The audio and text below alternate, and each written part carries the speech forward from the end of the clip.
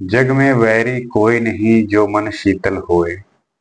कबीरदास जी का ये दोहा बड़ा चर्चित है, बड़ा ही फेमस है और बड़ी गहराई है इस बात में कि जग में वैरी कोई नहीं जब मन शीतल होए। अगर आपका मन शीतल है, अगर आप शांत हैं, तो इस संसार में ऐसा कोई नहीं है जो आपका दुश्मन हो, क्योंकि आपके द्वारा बनाई गई संरचना ही डिपेंड करती है कि कौन आपके लिए अच्छा है और कौन आपके लिए बुरा है।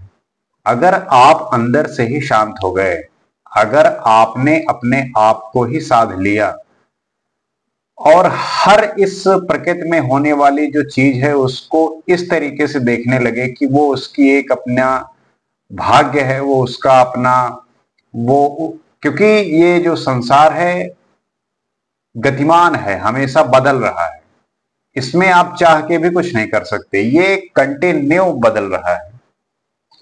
होता क्या है कि आप चीजों को कंट्रोल करने की कोशिश में रहते हैं, जो कि हो नहीं सकता, क्योंकि समय के साथ सारी चीजें बदल रही हैं, परिवर्तित हो रही हैं और आपको भी उसी के सहारे चलना है, उसी के साथ चलना है।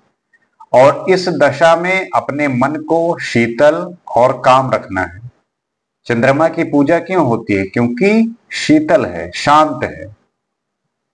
और ये जब शीतलता आप में, कामनेस आप में, आपका मन जो है वो शांत होता है, तब आप में वो ठहराव, वो दृढ़ता, वो बुद्धिमत्ता, इन सबका उदय होता है, इन सबका भाग्य खुलता है। और आपको उसी अज्ञानता से बाहर निकलना है। जब आप उस अज्ञानता से बाहर निकलते हैं, तभी आपके अंदर उस शीतल मन का जो है जन्म होता है। और जब आपका मन ठंडा होता है, आपका मन कंट्रोल में होता है, तब ये जो पूरा संसार है, जो कोई या किसी को आप दोस्त समझते हो, किसी को दुश्मन समझते हो, किसी हर किसी के साथ एक अलग तरीके का रिश्ता होता है और आप उसी में उलझे रहते हो, तो फिर वो आप उससे परे चले जाते हो, उससे अलग हो जाते हो। क्योंकि इसका जो भाव है वो यहीं से जनरेट होता है कि आपकी जो संकल्प शक्ति है, आपका जो अनुशासन है आपके मन पर, यही सबसे ज्यादा मायने रखता है।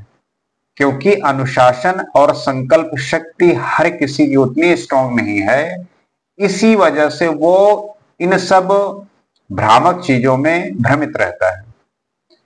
और ये एक सामान्य पुरुष की, सामान्य आदमी की, ये एक तरीके की कमजोरी होती है कि वो इसी भ्रमित, इसी माया में फंसा रहता है और इससे परे वो जा ही नहीं पाता।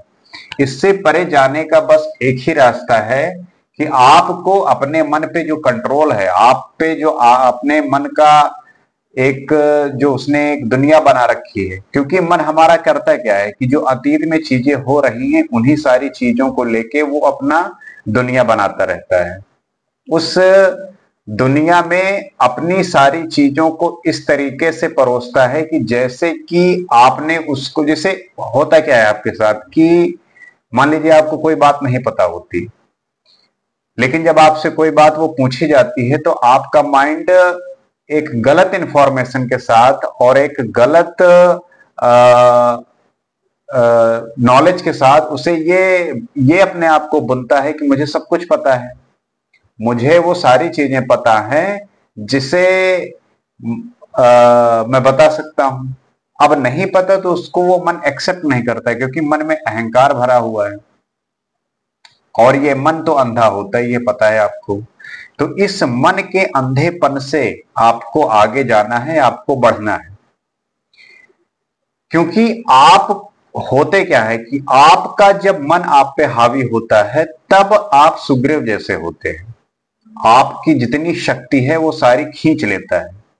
लेकिन जब आप उस ईस्ट, इन सांसों पे वो ध्यान करते हैं, किसका? प्रभु का, या कोई इष्ट चिंतन या भजन या ध्यान योग, तो वो जो शक्ति है वो उस शक्ति से मिलती है कि फिर आप जो है, आपका जो वो दुश्मन है मन, आपका जो मन आपको शक्तिहीन कर देता है, फिर आप उस पर विजय प्राप्त करते हो।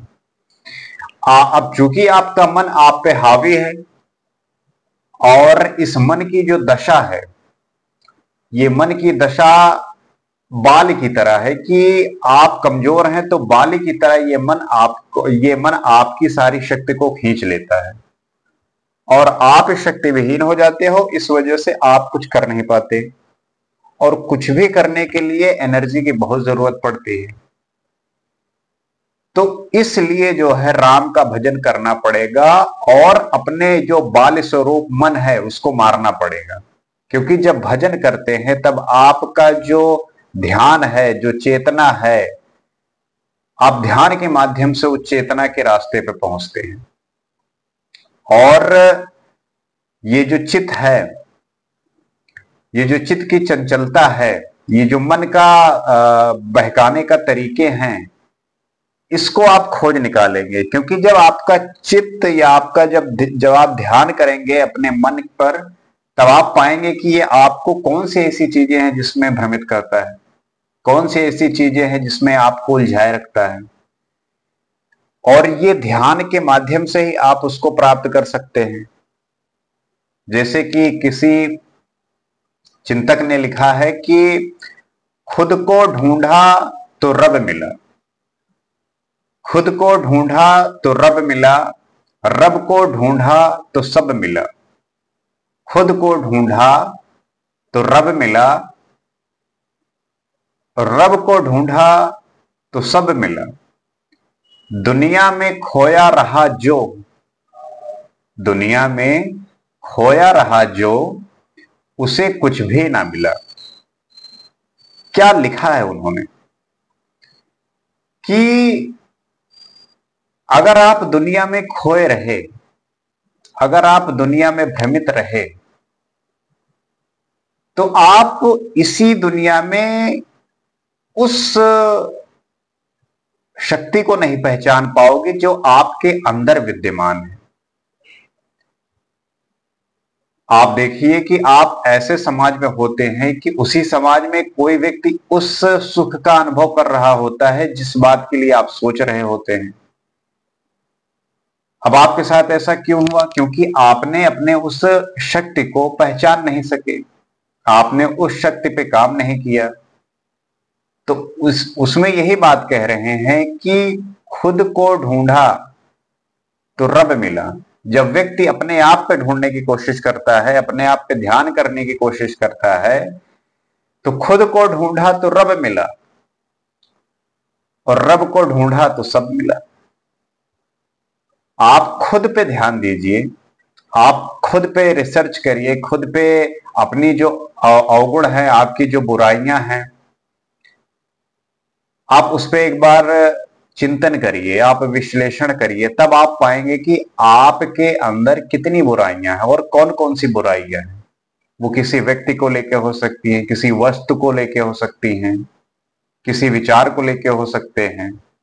आपकी कही हुई बातें क्या दूसरे पर किस तरीके से प्रभाव डालती हैं? Are they affecting others? और अगर प्रभाव डाल रही हैं तो ये आप उसको जानने की कोशिश करिए कि कैसा प्रभाव डाल रही हैं। क्या आपके बातों से उस व्यक्ति को प्रोत्साहन मिलता है? क्या उसको मोटिवेशन मिलता है, या डिमोटिवेट हो जाता है, या आपसे क्रोधित होता है, या प्रसन्न हो जाता है?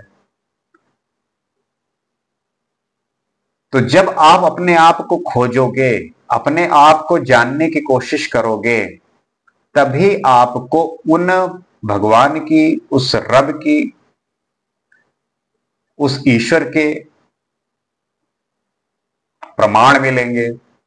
उसकी चेतना आपकी चेतना से कनेक्ट होगी, और जब उसकी चेतना आपकी चेतना से कनेक्ट हो गई, तब सब कुछ आपका ही है। ये ब्रह्मांड आपका है। आप किस छोटी छोटी चीजों को लेकर परेशान रहते हैं?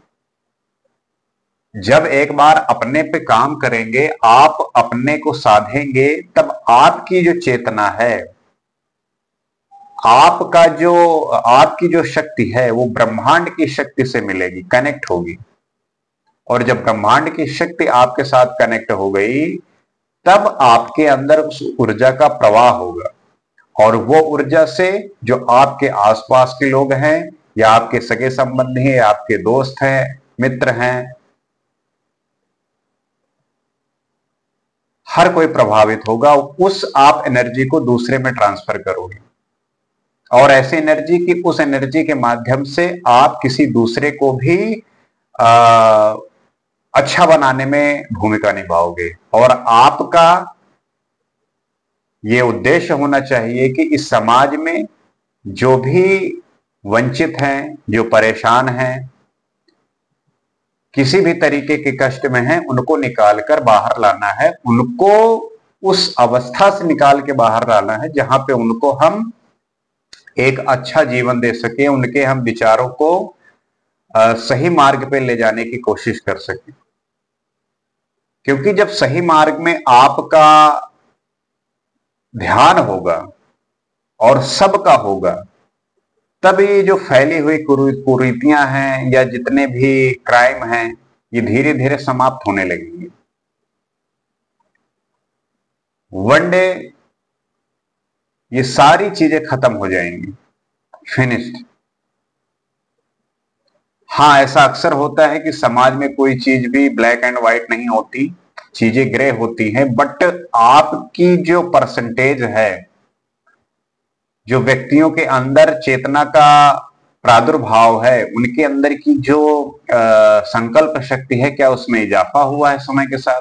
अगर इजाफा हो रहा है तो ये आपकी और आपके द्वारा कहे हुए बातों की, या समाज में सारे लोग अगर इस तरीके से ग्रो करेंगे, समझदार होंगे, तो उसका प्रभाव पड़ेगा चारों तरफ से।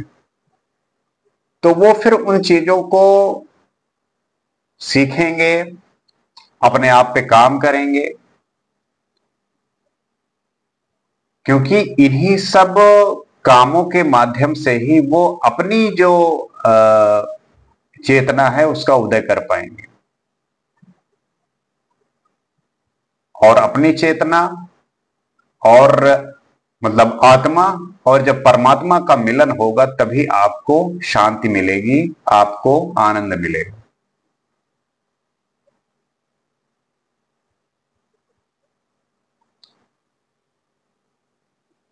तो आशा करते हैं कि आज का जो ये बात है ये आप समझे होंगे, और इसको आप अपने जीवन को इस ट्रैक पे लाके, इस माध्यम से ये समझने की कोशिश करेंगे कि कैसे हम अपने को जानते हुए ही परमात्मा को जान सकते हैं।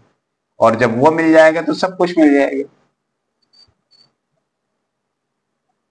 उम्मीद करते हैं कि आपको ये वीडियो पसंद आएगा, और इन सब बातों से जो अनभिज्ञ हैं उनको भी बताने का प्रयास करेंगे। और क्योंकि हमारे और आपके ही प्रयासों से ये जो एक